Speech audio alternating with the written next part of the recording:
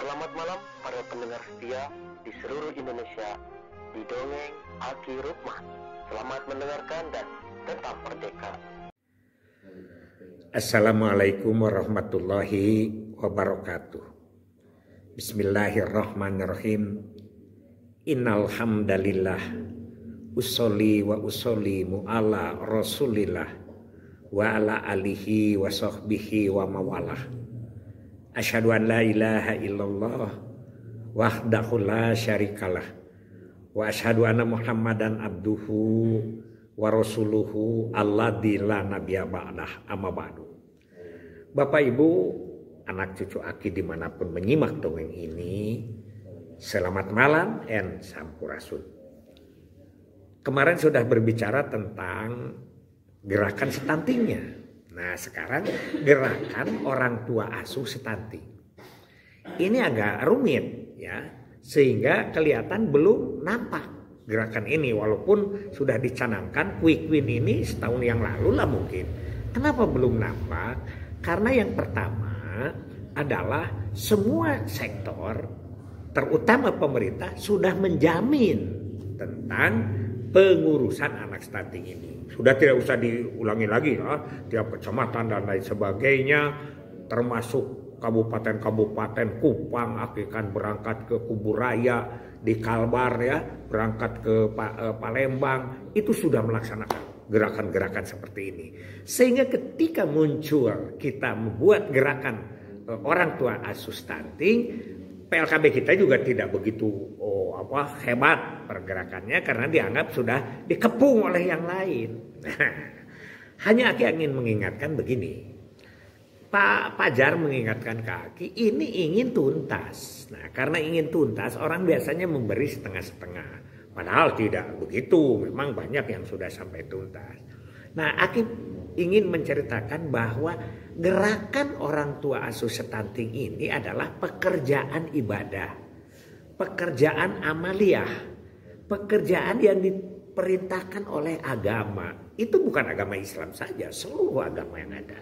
Karena memberikan orang baik itu uang ataupun pembimbingan dan lain sebagainya, itu adalah pekerjaan yang ibadah. Dan itu ditegaskan dalam Al-Quran juga bahwa kita diperintahkan orang miskin, anak yatim, dan orang-orang lain yang memerlukan bantuan, disabilitas dan lain sebagainya, termasuk stunting itu harus masuk di dalamnya. Nah, karena itu Aki sudah membahas dari kemarin ada beberapa hal.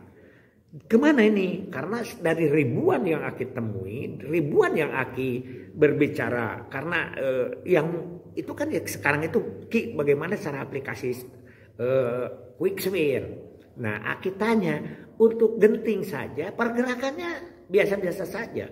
Bahkan kita sudah tergerus oleh yang lain. Contohnya gini, pertama pengobatan itu sudah menjadi tanggung jawab pemerintah. Dan ini sudah berlangsungnya lama. Termasuk beberapa kegiatan-kegiatan, misalnya PKH itu sudah menaikkan sejak 2019 kenaikan untuk balita ya dan untuk ibu hamil itu bantuannya sudah naik 150 gitulah. Jadi dari 2 juta ke 3 juta per tahun. Jadi kita sudah terkepung nih. Apalagi Pak Hasto pernah bercerita bahwa bukan di kita soal makanan bergizinya atau biaya-biaya pengobatannya itu di sektor lain. Kita hanya sifat penggerakan. Nah, karena penggerakan, maka ini pun penggerakan orang tua asuh stuntingnya Aki ingin kita mengembangkan aja. Yang tadi itu yang belum tersentuh. Coba kita sekarang yang pertama adalah CSR setempat. CSR setempat. Rumah makan yang ada di desa, apakah helaran atau penggilingan padi, toko emas, itu yang kita datangi. Mereka ceritakan, tapi penjelasan stuntingnya harus menyebar. Di mana? Nah, penyebaran ini adalah di pengawasan, di pengajian. Itu yang belum banyak tersentuh. Aki berulang-ulang bahwa para ustadz yang ada di kampung itu, di desa itu, dia tidak ngerti tentang stunting, dia tidak berbicara tentang stunting, tapi tiap pengajian dia berbicara tentang anak yatim, miskin, ya sodako, itu bicara kenapa tidak diarahkan ke stunting. Jadi satu, di masjid-masjid yang besar seperti di tingkat kecamatan tuh kan ada masjid besar, kalau di desa di sini kecuali Kuningan ya. Kalau Kuningan itu masjid besarnya wah besar-besar benar gitu. Nah, tapi jemaahnya walau alam aku juga tidak tahu. Hanya yang jelas kalau di seluruh Indonesia atau paling tidak di Jawa Barat itu kalau kecamatan itu sudah masjid besar. Di Aki aja Ciwidey masjid besar, Pasir Jamu masjid besar, Soreang masjid besar, kecuali Rancabali belum ada ya karena itu kecamatan baru.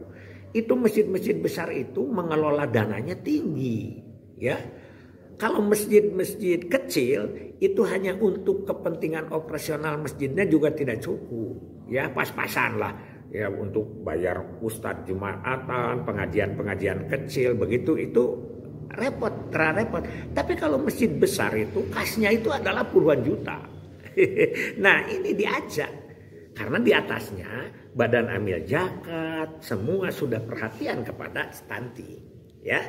Itu karena Aki melihat ya dari ribuan itu baru satu orang itu yang ketemu, yaitu yang di Cimahi itu ya. Dia membantu, itu pun uangnya sendiri. Uangnya sendiri si pegawai itu akhirnya memberikan uang orang tua asuh stunting sebesar 500.000 sebulan selama 6 bulan. Itu ya. Jadi mohon ini berpenggerakan. Nah, begitu juga yang lain. Jadi Aki dulu kan pernah nih ke rumah sakit, ke rumah makan Gala. Gala itu antara Sembung ya, Sembung atau Saradan, di situ antara Subang Pagaden, itu rumah makan maju. Tapi di belakangnya ada posyandu, ada anak kurang gizi, tidak peduli. Ketika Aki temuin ternyata dia nggak ngerti, nggak ada kader-kader di situ, ya, yang mengajak untuk menyumbang ke posyandu atau ke anak yatim. Akhirnya kan segalanya setiap bulan makanannya bergizinya disumbang karena dia memang sedang ada di atas dan diceritakannya itu adalah ibadah. Oke, nah terus lagi yang lain sekarang adalah pergerakan-pergerakan di posyandu. Pergerakan-pergerakan di posyandu itu diantaranya ya yang sering Aki bicarakan. Ada pomisu, ada keju amel, ada iuran sabirurungan. Kita kembangkan terus. Sekarang itu kalau bercerita lagi tentang orang tua asuh stunting, kita diem.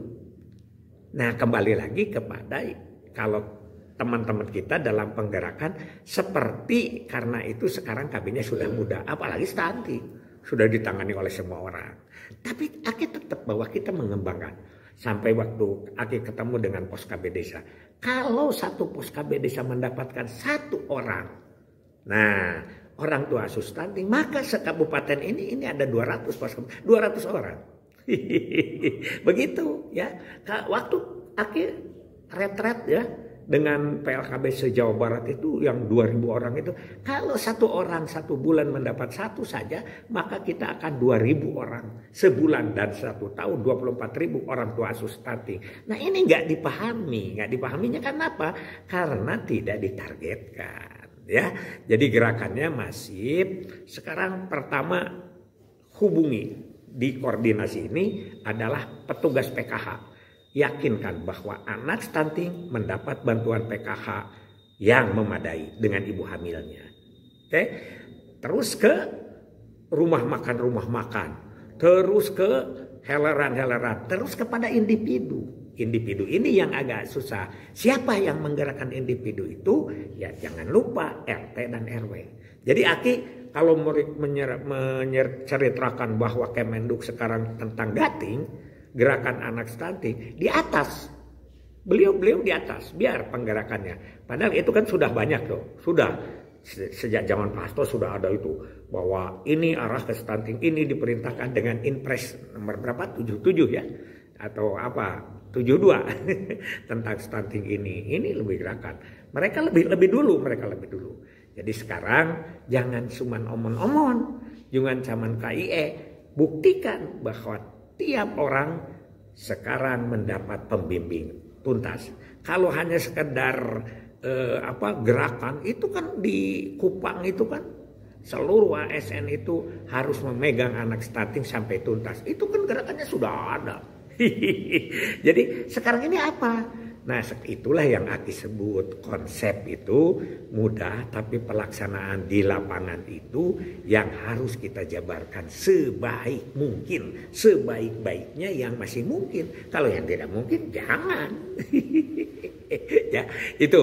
Jadi Aki semangatlah. Oke, saya sudah mendapat aseptor Ayudi, itu dulu kan begitu. Sekarang Ki atau Pak ke atasannya, saya sudah mendapat 3 orang tua asuh stunting. Ini orangnya yang stuntingnya, ini orang yang memberikan orang tua asuh stuntingnya. Dijadwal, diada terus dipantau oleh kita. Ya, bagian apanya dianya juga tidak usah harus seluruhnya karena sudah pemerintah itu sudah memberi, apalagi ke depan itu kan. Sekarang aja lah itu MBG itu terserahlah orang ngomong gini kan, ada orang yang hanya mencibir, ada orang yang memang mengarahkan secara baik gitulah ya, itu terserah aja Aki. Tapi yang jelas Pak Yusar bilang MBG itu bukan untuk stunting karena itu mah anaknya juga sudah kelas 1 SD ke atas ya, itu berarti sudah 7 tahun. Ya mungkin saja stuntingnya masih berkepanjangan. Tapi setuju Pak Yusar gitu ya.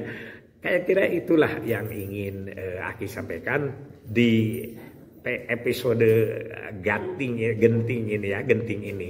Jadi kenapa dibalikan ke KKBS, keluarga kecil bebas stunting, itu kemasannya supaya tetap dalam koridor BKKBN, dalam koridor Kemenlu.